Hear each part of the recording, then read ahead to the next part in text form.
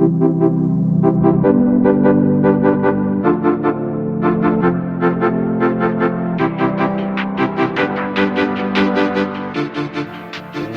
to Titan HST's Business Continuity Today, hosted by Todd DeVoe, where planning meets reality. Good morning, everybody, and welcome to the Business Continuity Today. And as we move into the January 2021, it's time to reflect a little bit on what things are going. And I've been reading a lot lately on Teddy Roosevelt, and to be honest with you, over the years, I've really read a lot about Teddy Roosevelt. I have some sort of, I guess, fascination with him and his leadership styles. And I don't know if it's because, he's from New York as well, or the fact that I grew up in the same areas where he walked and I walked in the same areas that he did. I always find that part really kind of interesting in history, or the fact that he created the National Park Service, or that he built the world's strongest Navy and never fired a shot in war. He fought to end racism and the treatment of mistreatment of Chinese and Japanese people in California, which is really, this is way beyond before his time, I suppose. He was entertaining African Americans in the White House, causing the next president, Woodrow Wilson, to make remarks about how Roosevelt was disgracing the presidency. He was not afraid to be on the edge, if you will. And in fact, Roosevelt was actually appointed the first Jewish cabinet member in the United States history on his team. So as we look forward to 2021, you may be feeling that as a leader during this crisis, it seems to be the never-ending crisis, or as we learned before, the compounding crisis that we have with the political unrest and the fires and the earthquakes and the floods and the tornadoes and everything else is coming on during our regular, type of disasters with the pandemic. You may feel burned out, drained, and can you take on one more thing on your plate? You probably feel right not. And so being a leader is not what most people think it is, right? You think you're the boss or whatever, right? But leadership is not being a boss, right? So when you think of true leaders in the past, like I said, Teddy Roosevelt has to come to mind. He has to be the example, or not has to be the example, but for mine, I think he's one of the best examples to look forward towards. If you think about this as a child, Teddy Roosevelt as a child, you'd never have seen him as being, like, if you read much about him, as being the leader of the United States at some point, right? Matter of fact, he was the youngest president, I think, until Kennedy came in, 42 years old when he was elected president. And what really made Teddy Roosevelt turn into the man that he became? And it was drive and a few other different things that got him there. And it was the fact that he realistically was this weak, sickly child. And, he had to overcome a lot of things to become a leader. And I think this is why, if you take a look at the idea of what a servant leader is, I think Teddy Roosevelt kind of embodies that. What it is. And he was doing the servant leadership stuff before it was coined by Robert Greenleaf. And let's take a look at what Greenleaf says specifically on what servant leader is. So Greenleaf will say a servant leader focuses primarily on the growth and the well-being of people and the communities which they belong. While traditional leadership generally involves the acquisition of exercise of power by one, on top of the pyramid, if you will, the servant leader shares power, puts others' needs first, and develops the people around them. So the title, the idea of servant leader is often thrown around willy-nilly nowadays, and it's sort of that catchphrase it has become. But I think if you take a look at what Roosevelt done, he truly exemplifies the best of what that style of leadership is. He never led from behind, and he always led from the front. As a ranchman, a military leader, he won the confidence of his men by suffering with them and calling them to follow and never going out without them. Right. So he would actually, when we talk about pulling up your bootstraps and, putting your first foot, your best foot forward and sucking it up, if you will. Right. Roosevelt was right there with him.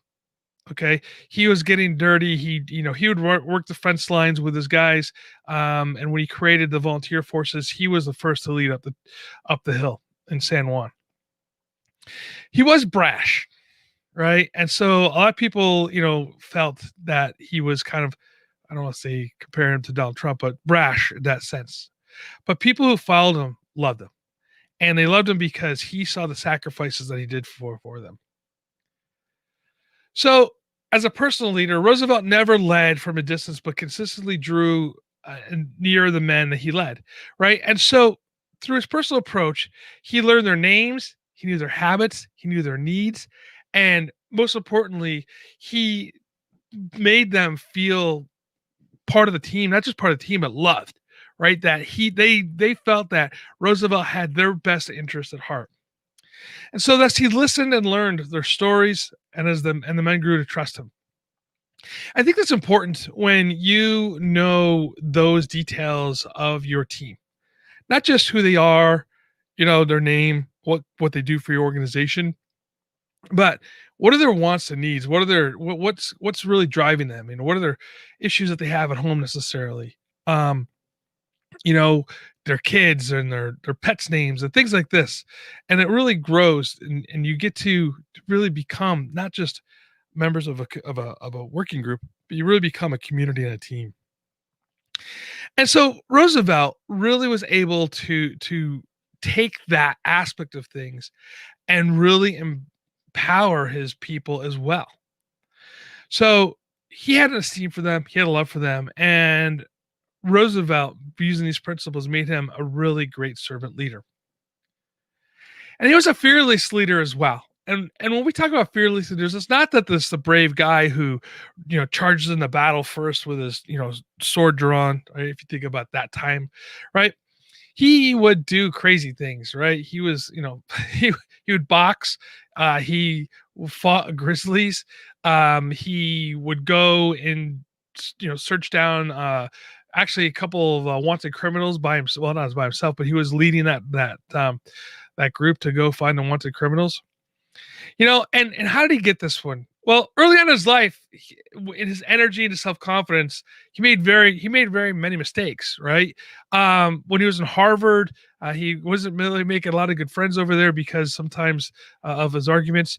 But over time, he learned to temper his words and his emotions and self-control. And he still was he was still fearless. And it wasn't just, like I said, to stand in front of danger, but it was also fearless to admit his mistakes, learn from those mistakes, right? And when you make those mistakes, don't feel that you have to hide behind them or hide. Stand in front of them and say, "This is what I did wrong, and this is how I'm going to make myself better." Trust me, I've made my own series of mistakes, and I try to learn from them, and I hope that I do better, and I strive for that every day. He was a diverse leader, and he enjoyed very many different roles in his leadership. He wasn't just stuck in one role. He was in the New York legislature. He was the chief of police, basically, for New York City. They didn't call it chief back then, but he was he was a colonel. He was a vice president, and he gained all these experience and learned from all this stuff. And so the diversity of his experiences enabled him to be one of the most prepared presidents this country has seen, even at the early age of 42. And he was able to build relationships with those experiences, and he was able to understand people from all backgrounds. And I think that's key as well, especially in the field, what we do, right? We need to understand the backgrounds of everybody and be able to relate with them. I think if you stick yourself inside of an office and sit there and just type and stuff like this, you're never going to learn from anybody else. You need to go out and you need to knock on doors and sit with people and learn what they do. And you don't have to be an expert at everything that you do, but you should have experience in each aspect of things, especially in the disaster response and business continuity fields. So the fact that he was diverse and understood other roles, it was a strength, because he would be able to lead those people as well, understanding what they had to do. And Roosevelt, as a leader, he had goals. He wanted to be president of the United States, but he never really succumb to the temptation of political maneuvering. He wasn't slimy, if you will. And it wasn't that he didn't lack ambition, but he didn't feel like he should manipulate people or circumstances to elevate himself. And I think sometimes you see that slimy leader, if you will, for lack of a better term, is the person who uses circumstances to elevate themselves. So rather, he would act in a way he thought was right, and even gain enemies by exposing their wrongness. If you think about it, like I said in the beginning, when he was president of the United States, he did things that the modern group at that time, 1900, right, 1900, he would do things then that people thought were outside of the norm, such as inviting African Americans and to entertain them for dinner as equals, right? Fighting for the rights of the Japanese and the Chinese migrants, workers over in California, breaking up the antitrust stuff that he did, breaking up large businesses, the monopolies. These are things that people really hated him for. So, to being able to have that strength to be able to lean that forward and to be able to do things he was a thoughtful leader, right? He was a prudent reader. And there's a story that I like, that when he was actually chasing some criminals of the Dakotas, he brought one of Tolstoy's books, right? To read. He would read about 2 books a day. And in his lifetime, he'd write 30 books and 150,000 letters. Right now, I know we didn't have TV and the internet and other things to distract us back then. So reading books was, I guess, the same thing would be watching TV in the sense. But the thing is reading books as a leader is pertinent. It's important to be able to read on a regular basis. You should set time aside to read. And if you guys have followed me at all, I love books. I love reading. Even if it's on the Amazon or the Audible books, right?